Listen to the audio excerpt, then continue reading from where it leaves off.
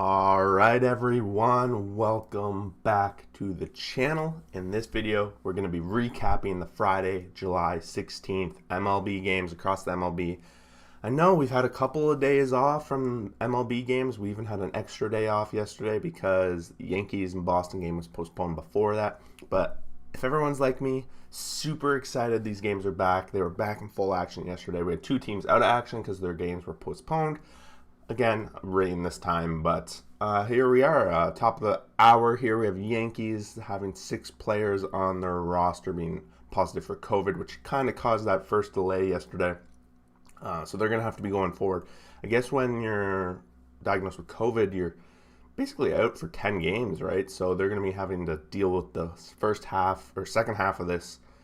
First half of the second half with that. And on the other side, good news coming out of Toronto. The Toronto Blue Jays are finally going to be heading home to the Skydome / Rogers Center to be able to play their games as of July 30th. That seems to be the target date. So I know the players are super excited. The fans are going to be super excited. So it's going to be a big boost for the Blue Jays. Otherwise, let's just jump in. We got 15 games to go through. We ripped through them rather quickly. If you're new to the channel, scroll down there, like, subscribe, join the community. We do this recap video every single day, usually during the week. It's about 5:45 Pacific time that these go up. On the weekend, it's a little bit later, and today, for instance, is probably the latest we've gone up all season. Just getting that super sweet sleep. But now that baseball's going, we're going to get that adrenaline back in our veins and jumping into that action. That's the last game of the night, so let's jump to the first games of the night with the only doubleheader yesterday with the Phillies and Marlins. They split the series in this one, and the Phillies take game 1 5-2. Not too much going on. The Phillies got out to a 3-0 lead early. Miami tried to bounce back with 2 runs in the top of the second, but Philly put them to rest in that third, adding 2 more in that. No home runs coming in the game. Janikowski had a bases clearing double in that first inning, which is basically the difference at this point. Why does this keep popping to the top here? 3 hits, 4 RBIs for him. And then on the other side, we have Rojas with a 3-hit leading the way for the Marlins. No home runs in the whole game. Matt Moore goes 4.1, 2 earned runs, 9 Ks. So that's a great outing for Matt Moore. It's been a while since we've shouted his name. And then Alcantara goes 3 earned runs and 3 strikeouts. It's one of his slower starts, but again, 7-inning game, which thankfully over the past few days it seems to be announced that they're going to be getting rid of these, and I couldn't be more happy. Next game, Marlins 7, Phillies 3. So they answer right back in the second game here and put up 7 and shut the door against the Phillies. Holloway gets the win, but it looks like Detweiler led things off with his 1 inning. He sometimes is the leadoff guy for the Marlins. Eflin goes 3.2, 5 earned runs, 5 Ks, and the loss. A little bit beat around there. Eflin's been really hit or miss for most of the season. No home runs coming from the Phillies, obviously getting shut out, but Starling Marte hits his 7th of the season, and Aguilar hits his 16th of the season, which is a 3-run bomb. He had a 3-hit, 4 RBI performance, whereas Marte had a 3-hit, 3 RBI performance. So all the RBIs coming from those two guys leading the charge. Pirates 4, Mets 1. And Pirates getting out second half with a win. And the Mets on the other side not too happy. The bench is cleared at one point here when Marcus Stroman started getting into it with this Nogawaski guy. But not a whole lot really came of it. They cleared, but no punches were thrown or anything like that. Pirates were at 2-1, and then Mets did add 1, but it wasn't enough. Defoe, his 2nd home run of the season, and Reynolds hits his 17th of the season in this one. But the Mets fall short. Cole goes 5, 0 earned runs, 3 Ks, and Stroman goes 5, 2 earned runs, 3 Ks. Both guys with decent starts and low-scoring game, typical kind of Mets-style game, and the Mets come out here and lose. It's going to be interesting. This National League East is totally up for grabs going down, and if the Mets struggle with the Pirates out of the gate, it could be a long second half, giving a lot of room for those other teams to make up ground. Meanwhile, the Nationals score 8 while the Padres score 24. So the Nationals aren't going to be the ones that make up any ground along the way here. Not going to go into every little detail here, but essentially the Padres laid the smackdown, scoring the most runs in franchise history at 24. Jake Cronenworth led the way with 4 hits, 4 RBIs, and completing the 3rd cycle in San Diego Padres history, and also the 2nd one this season. Pham also had a 4-hit, 2 RBI night where he scored 5 runs, and then overall just everyone piling in the runs. Home runs, we got Myers, he hit 2, Cronenworth his 13th, Mateo his 2nd, and Pham his 10th. So overall, there's only 5 home runs in those 24 runs. Juan Soto on the other side hitting 2 for the Nationals, up to 13, coming out of that home run derby with some power. Parra hits his 2nd, and of course Fede goes 1.16 earned runs, 1K before getting the yank, and almost everyone in that bullpen gave up runs along the way. Paddock goes 5, 4 earned runs, and 2 Ks. And with all the runs scored in support, they didn't have to keep his leash too short at all. Red Sox 4, Yankees 0, so the Yankees are going to field the team anyway, and Judge is the big key guy missing right now with COVID. Boston put up 3 in that 2nd inning, didn't really have to look back. Most of it coming off Arroyo's 6th home run of the season, 2-run bomb, and JD Martinez adding a little bit of insurance in that 8th inning with his 19th home run of the season. However, the Yankees didn't get anything going, really. They had no offense, and maybe this is a sign of things to come without Judge in the lineup. A couple other guys out of the lineup with the COVID protocol. They could be in for a struggling next 10 days. Rodriguez, 5.2, 0 earned runs, 8 Ks. Seems like Boston seems to be getting these teams at perfect times all the time. I know they've gotten the Jays a couple times at good timing. Montgomery goes 6, 3 earned run, 4 Ks in the loss. Blue Jays, after hearing the news that they're heading back to Toronto, they give the fans of Buffalo a show, 10-2, and they're coming out in the second half firing. Vladdy Guerrero Jr., 2 hits, 4 RBIs, 2 home run night. He's up to 30. I think being around all those all-stars, getting a little break away from there, skipping the home run derby, so he didn't lose his swing. But you can see at the top of the Jays lineup here, Simeon, Bichette, and Guerrero, all the all-stars right there at the top. Then they bring in Springer, who has been an all-star in the past, and then they have another all-star, Teoscar Hernandez, in there. So that top of the lineup getting it done in this game as well. Guerrero, like I said, up to 30th. Semien hitting his 23rd of the season, and Teoscar Hernandez 12th. Grichuk his 17th. All these guys very powerful. White on the other side gets his 5th of the season in that 9th inning where they add their 2 runs in the 9th. It's kind of irrelevant. Robbie Ray goes 6.2, 0 earned runs and 8 Ks, and Robbie Ray continues to probably be the Jays' best pitcher all season long so far. Lyles 4, 6 earned run, 3 Ks, and if the Jays can really get their pitching sorted out with this offense, they have a shot at very well the wild card, but who knows? The division is never completely out of question, right? Definitely when you're going to be playing everyone a bunch of times. Brewers 11, Reds 6, and halfway through this, you were looking at this. If you're a Brewers fan, then you're worried. These Reds were coming in hot on the Brewers. They had just won 3 of 4 the weekend before the All-Star break. And now they were trailing 5-1 going into that 5th inning. Luckily, the Brewers woke up. Their offense woke up a little bit, and their pitching did the rest. Their offense adding 2 in the 5th, 3 in the 6th, and then a big 5 spot to break the tie in the 8th inning. Being led by Adames, 3-hit, 4 RBI night, as well as Colton Wong, 3-hit night. Big part of the offense coming alive. Castellanos left the game in this one, not sure what was going on. He only had 1 at bat, but if there's anything going on there, that's going to hurt the Reds' chances. Aquino gets his 5th home run of the season for the Reds in that 9th inning, a little bit too late. Garcia, his 17th, Adames, his 15th, and Arias, his 13th, coming from the Brewers. The Brewers needed this win very much. Hauser goes 4 earned runs, 1 K. Tyler Mahle, 5.1. He was cruising, and then he gave up 5 earned runs, 8 Ks in this loss. We'll see how the rest of this series plays out, but this could be a pivotal moment for the Brewers on this season. Rays 7, Braves 6. So all the American League East teams in the top 3 they continue to win. So the Rays decide, okay, we have to do it too. Out to a quick lead, 2-0, but middle of the game, the Braves put in 5 to get a 5-3 lead, and they thought they were going to be cruising. This is their first little series now post All-Star break without Acuna, who still leads the league in runs, even though he's missed so many games this season. And Tampa Bay adds a couple, one in the 7th, a couple in the 8th to force extras where they win it in the 10th by scoring the 1 run.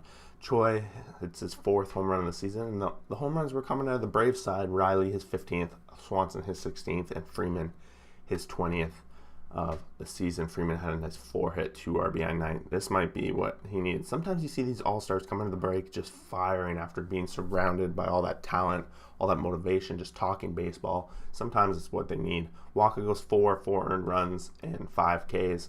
Gets the no decision. His team bails him out. And Waka's, you gotta remember, Waka, when he's in the starting rotation here, it's in replace of Glass now. So if they can pull out a win when Glass now was supposed to be on the mound, the Rays are going to be happy with that result.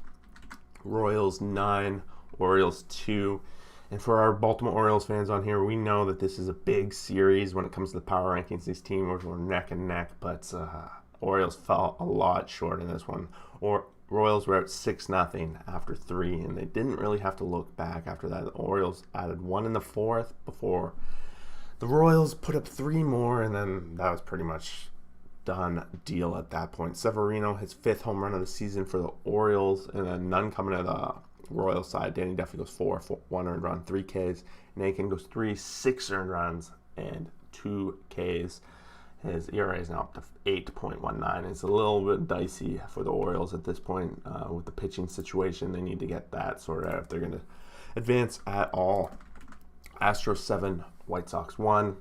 And it looked good for the White Sox at first. Dylan Cease had been dealing for the first couple innings very well. He was looking super good, but it was only a matter of time before this Astros offense woke right up. Gurriel, 3-hit, 2 RBI night. We have Brantley with a 2-hit RBI night, and Tucker the 3-hit RBI night as well.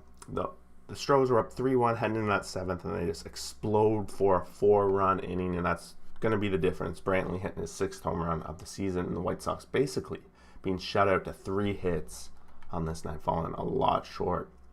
Dylan Cease goes 5.2, 3 earned runs, and 10 Ks, whereas Lance McCullers 7 innings pitched, 1 earned run, 10 Ks for a great outing. He's now 7-2 on the season. He's quiet. He's been quiet this season, but he has been putting together quite a season. So keep your eye on him in the second half. Very much could put himself in the name for the Cy Young discussion. Moving along, we have the Giants 7, Cardinals 2. We're going to start hitting some of these West Coast teams, and the Giants are one of them. After seeing the Padres win, knowing the Dodgers are in action against Colorado Rockies this weekend, they're like, okay, we need to take care of business. We need to keep on top of this division, and that's what they did. 4-1 about halfway through this game. Giants had a nice, comfortable lead. They added 3 insurance runs in that 7th inning, which is more than enough, but they win this one 7-2.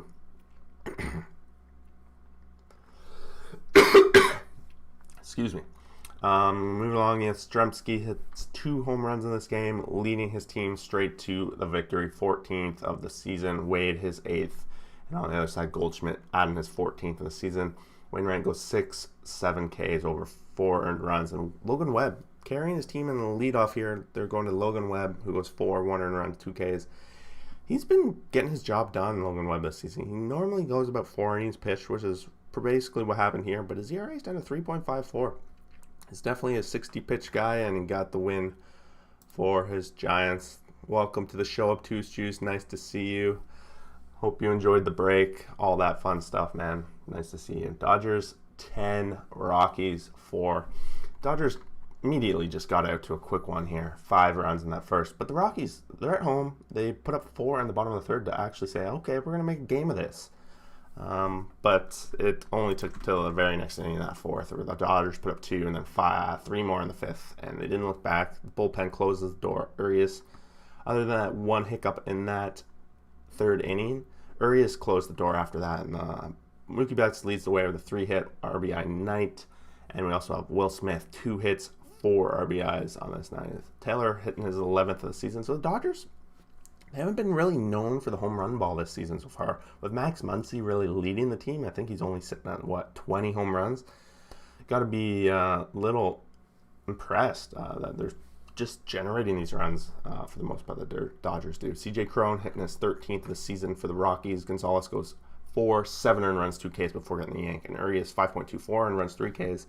All those earned runs coming in that one inning off the bat of CJ Cron, who hit that grand slam. So not too much. Urias continues to dominate the league.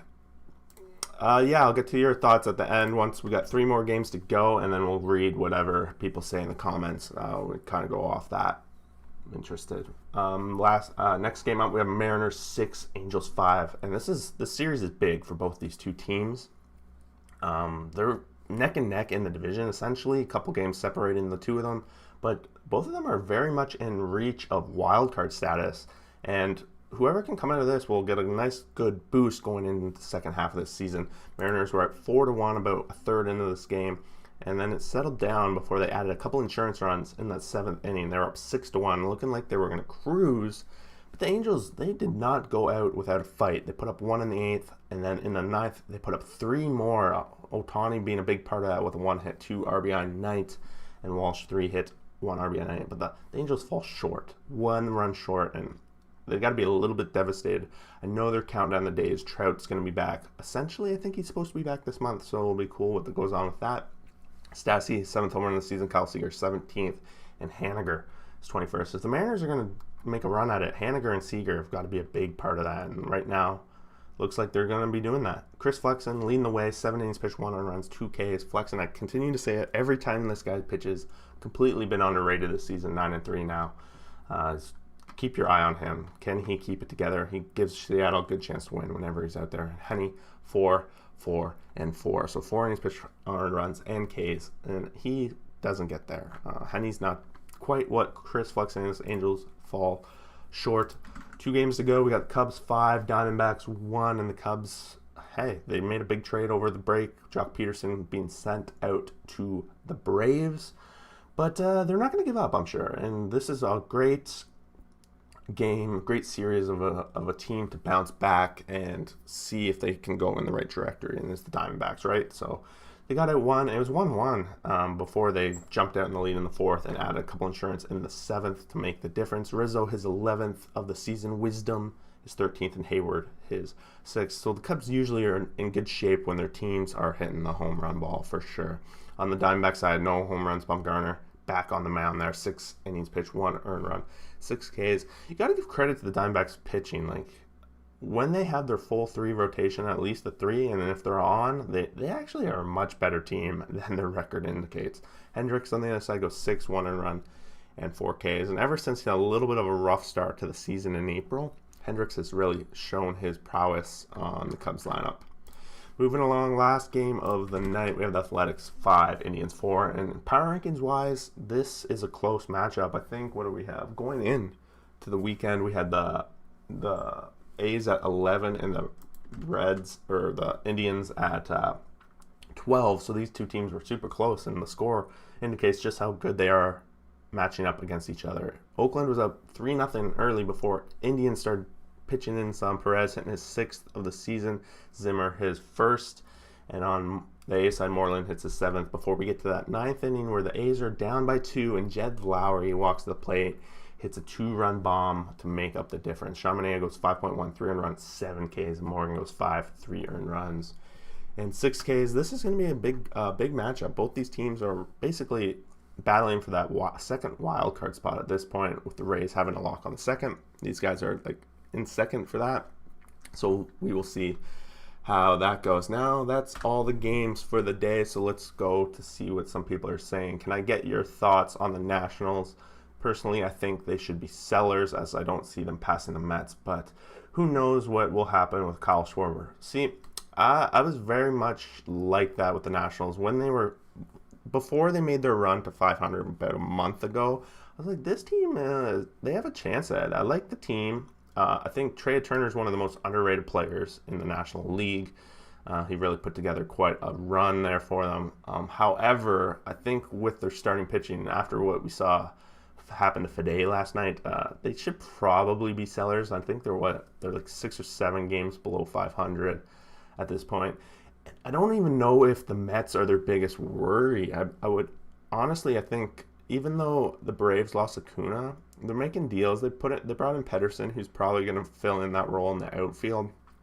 And the Braves, honestly, they've been super underperforming. And on paper, they're not a terrible team. So I would think the Nationals would have to leapfrog the Braves as well along the way here. And yeah, I don't know. I think they should be sellers personally, but I would like to see them make a run at it. So I don't like watching teams selling when they technically have a chance. So I don't know, but I think they will sell. It's also sad to see the Cubs core being dismantled. That 2016 World Series was one of the really actively followed. So I have some close friends who are Cubs fans as well, and it's sad to see it be dismantled, but we're not sure yet, right? They still have Rizzo, they still have Baez, they still have Bryant. Like, these guys are still there. Chuck Peterson is his first year there, so it is what it is. Bryant's at the end of his contract this season, so he's going to be the biggest name, whether he's going to be traded or not. I'm not sure if the Cubs are going to dismantle it. If they go on a little bit of a run here in the next 2 weeks, which is possible, starting things off with the Diamondbacks could be a pretty big spot for a sweep. They do have a couple solid pitchers to have a rotation, and honestly, if it weren't for the Brewers, who went on a big winning streak here, this division would be tight-stepped, locked with these 4 teams. So I think any team in this division can go on a 10-game winning streak at this point, and that 10-game winning streak is going to lead them to potentially taking the division by storm. So I honestly think this division is still like a 4-way race, with the Brewers obviously getting a little bit of an edge with their starting pitching, but I'm not quite sold on the Brewers offense yet. Sure, they showed up yesterday against the Reds, but the Reds bullpen is one of those that give up those kind of games. But in other situations, like if they're playing the Cardinals or the Cubs, both those teams have much better bullpens, and they wouldn't have got away with a win yesterday against those 2 teams. So I don't know. I think it's going to come. That's what's so great about the second half. In the second half, you still have at least 9 games against each of your division rivals, and all those 9 games are going to be very key. So, like Jays, for instance, I know they're like 8 games back from Boston, but they also have like 12 games against Boston, and somehow they pull up 9-3 in those stretch. That's going to be the world difference, and that's what's so great about the second half, and that's what's so good about the game of baseball, is that it's a long season and that anything can happen. And that's why we watch these games. And day in, day out, the storyline changes all the time, and it's always fun to watch. So thanks for everyone that dropped by today for just this baseball recap. A little bit longer than normal. We started a little bit later than normal as well, but it's always nice when there's comments in there to have a little bit of discussion at the end. Otherwise, guys, I think we're going to I'll probably throw up a video based on that. I'm going to probably do over the weekend here a video of the playoff picture of the American League and National League, and kind of give my thoughts on what's going on with that. And yeah, thanks for everyone for stopping by. We will see you guys for the next video. Peace out.